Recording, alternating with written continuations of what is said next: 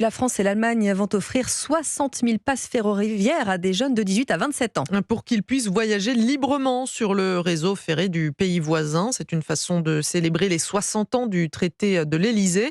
En France, 30 000 passes vont donc être distribuées à partir de demain matin. Alors comment faire, Romain Biteau, pour en obtenir un ?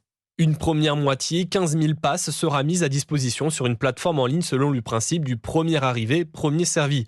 Les détenteurs du Sésame pourront prendre le train sur toutes les lignes du pays visité, aussi bien régionales que grande vitesse. Une fois le pass obtenu, il permettra de voyager du 1er au 31 décembre pendant un mois à partir du premier trajet. Des modalités qui s'appliquent à l'autre moitié des passes. Seul son public change, ils seront réservés aux jeunes apprentis en insertion ou boursiers. D'après Clément Beaune, cela permettra aux jeunes les plus éloignés de l'Allemagne d'avoir accès aux passes gratuits et illimités.